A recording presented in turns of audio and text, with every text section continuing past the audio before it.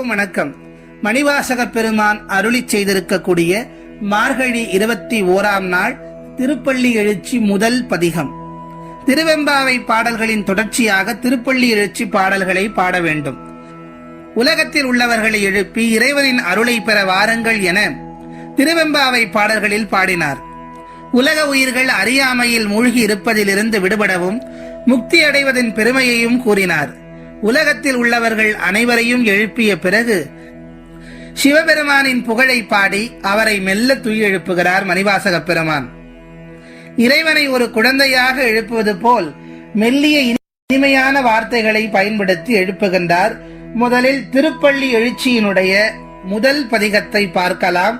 போற்றியின் வாழ்முதலாகிய பொருளே, புலர்ந்தது பூங்கழற்கு இணைத்துணை மலர் கொண்டு, ஏற்றினின் திருமுகத்து எமக்கருளும் மலரும் எழில் நகை கொண்டு நின் திருவடி தொழுகோம், சேற்றிதழ் கமலங்கள் மலரும் தன்வயல் சூல் திருப்பெரும் துறை உரை சிவபெருமானே, ஏற்றுயர் கொடியுடையாய் எனையுடையாய் எம்பெருமான் பள்ளி எழுந்தருளாயே.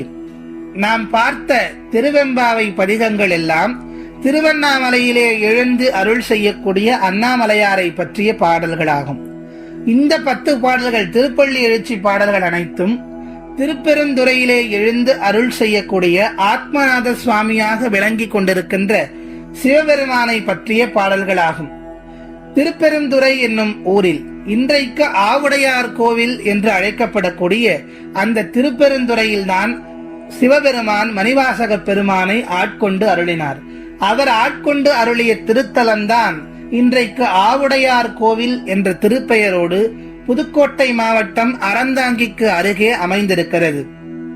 அந்த ஆவுடையார் கோவிலுடைய சிறப்புகளை பற்றியும் வரலாற்றை பற்றியும் வேறொரு பதிவில் காணலாம்.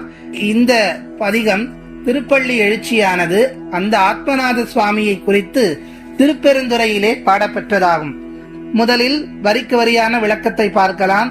போற்றியின் வாழ்முதலாகிய பொருளே, புலர்ந்தது பூங்கழற்கு இணைத்துணை மலர் கொண்டு, என் வாழ்வினுடைய முதல் பொருளாக இருப்பவனே சிவபெருமானே, பொழுது புலர்ந்து விட்டது, எமது வினைகள் யாவும் தீர உன்னுடைய பொன் திருவடிகளில் மலர் தூவி போற்றி பணிய வந்திருக்கிறேன். சிவபெருமானை எப்படி எழுப்புகின்றார்?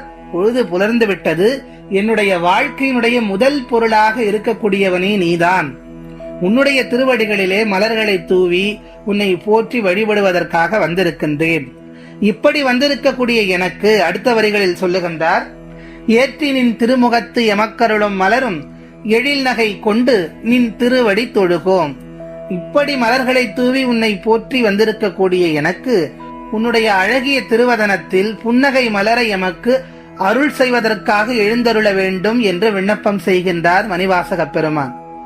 அடுத்தது, இதை எந்த இடத்திலே விண்ணப்பம் செய்கின்றார்? அந்த ஊரினுடைய பெருமையை சொல்ல வேண்டும் அல்லவா? அடுத்த வரிகளில் சொல்லுகின்றார், சேற்றிதழ் கமலங்கள் மலரும் தன் வயல் சூழ் திருப்பெருந்துறை உரை சிவபெருமானே. இப்படி ஈசனுடைய புகழை பாடுவதற்காக மாணிக்கவாசகர் வந்துள்ள இடம் எது? திருப்பெருந்துறை என்னும் சொல்லக்கூடிய ஆவுடையார் கோவிலிலே எழுந்தருளக்கூடிய அந்த சிவபெருமான்.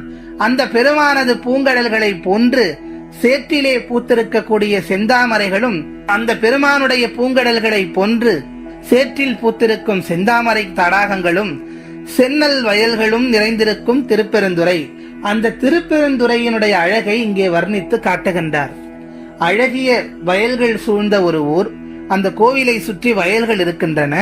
அதற்கிடையே குளங்கள் இருக்கிறது. அந்த குளத்திலே இருக்கக்கூடிய சேற்றிலே செந்தாமரை மலர்கள் மலர்ந்திருக்கின்றன. அப்படிப்பட்ட குளிமை நிறைந்த இடமாக அந்த திருப்பெருந்துறை இருக்கிறது. அங்கே எழுந்தருளி அருள் செய்யக்கூடிய சிவபெருமானே. அடுத்த வரிகளில் சொல்லுகின்றார், ஏற்றுயர் கொடியுடையாய் எனையுடையாய் எம்பெருமான் பள்ளி எழுந்தருளாயே.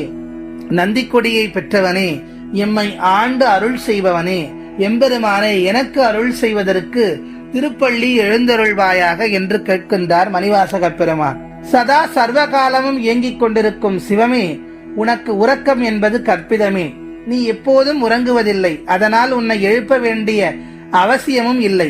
இந்த திருப்பள்ளி எழுச்சி பாடல்கள் என்பது உன் வழியே எங்களுக்குள் இருக்கும் ஆன்மாவை விழித்தெழச் செய்யும் முயற்சியே.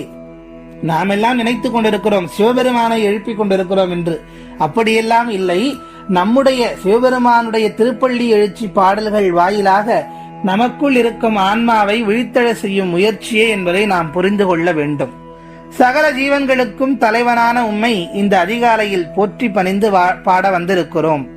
ஆன்மாக்களின் தலைவனே, எமை ஆண்டருளும் ஈசனே, நாங்கள் யார், எங்கிருந்து வந்திருக்கிறோம், எதற்காக வந்திருக்கிறோம் என்பதையெல்லாம் அறியாமல் அலைப்பாய்ந்து கொண்டிருக்கும் இந்த ஆன்மாவை விழித்தெழச் செய்து உம்மை காட்டி உம் திருவடிகளை சுற்றி ஏற்றுக்கொள்வாய். இதுவே இந்த வேளையில் எங்களுடைய பிரார்த்தனை என்று திருப்பெருந்துறை எனப்படும் ஆவுடையார் கோவிலில் ஆத்மநாதர் எழுந்து அருள் புரிகின்றார். வாழும் காலத்தில் பல இன்பங்களை நாம் அனுபவிக்க வேண்டி இறைவனிடம் நாம் வேண்டுகிறோம்.